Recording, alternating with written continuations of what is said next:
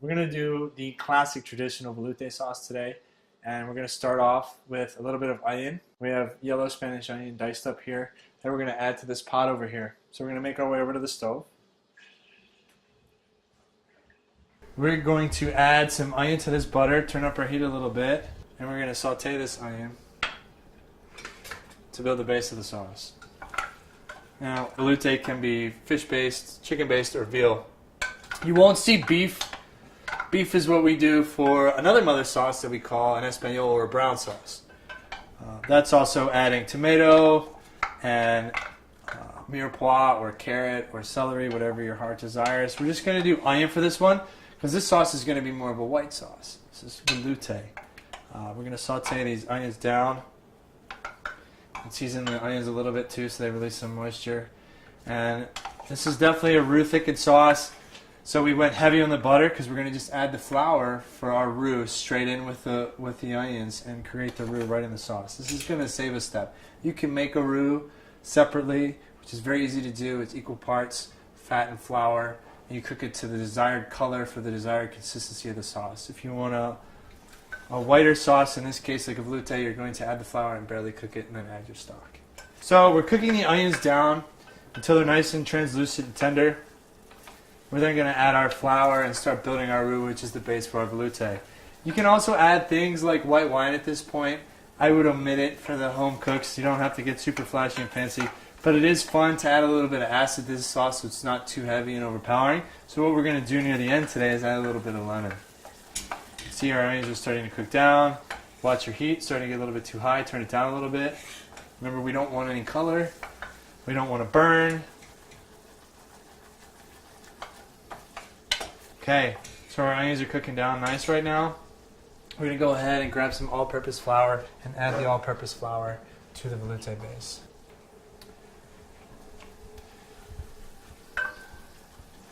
Slowly add a little bit of flour.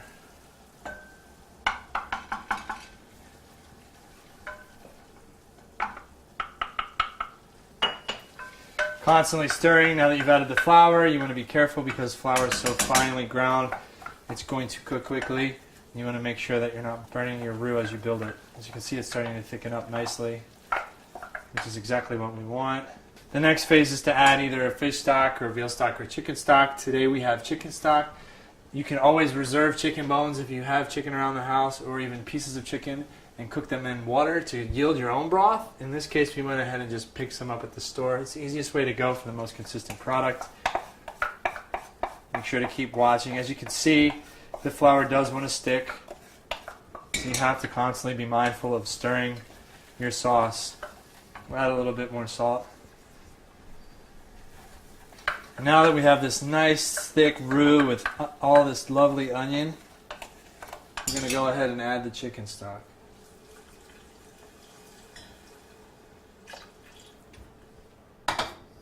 So, we've added our stock. I'm going to keep stirring to make sure that the flour doesn't collect at the bottom of the pot. Now that we've created the sauce, it needs to simmer for a while. Before we start the simmering duration, we want to add some bay leaf and thyme for aromatic flavor. Okay, add a little bit of bay leaf in there, a little bit of thyme. Okay. Now that that's in there, go ahead and stir. Obviously, fresh herbs are going to work best, but for those of you at home who are trying to make this with a nice spice rack, there's nothing wrong with dry herbs. Do not feel bad for a second about using dry herbs. So we're stirring the herbs in. We've got our chicken stock in. This sauce now needs to simmer for about 20 to 30 minutes. It's definitely something you don't need to stand over the entire time, but it's something you want to keep an eye on, stirring periodically, making sure that the flour doesn't settle to the bottom and it stays incorporated with the sauce and continues to cook and thicken the sauce.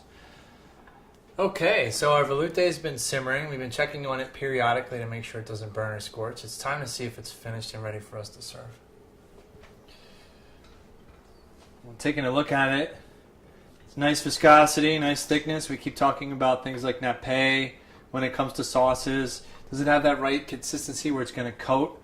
If you want to serve this with chicken, is it going to run right off or is it going to actually have some body to it?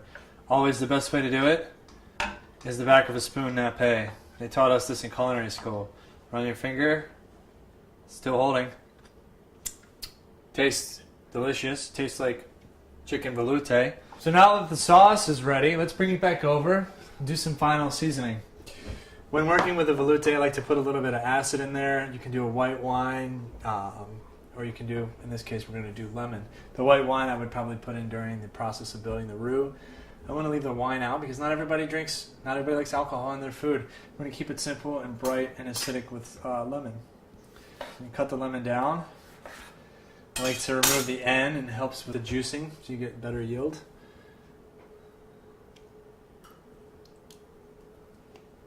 Get that in there. Stir that in. Get that nice viscosity. This would go great with a piece of grilled chicken, maybe pan-fried chicken, roasted chicken. And if you do a fish veloute, it would obviously go great with grilled fish. Maybe a grilled piece of salmon, or seared piece of sea bass. You can do a fish veloute. And the only difference in these sauces is the broth you're using. It's the stock, is what we call it in the kitchen. Now, if you have gluten intolerance, don't worry, there's an alternative. Instead of using a roux, you can use cornstarch and a little bit of water and create what we call a slurry that can also be used to thicken a veloute. Now that we've got the lemon in the sauce, let's go ahead and taste.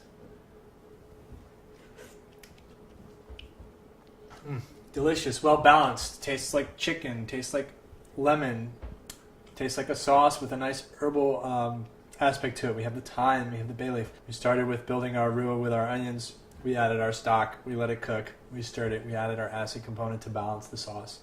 That, folks, is how you make a veloute.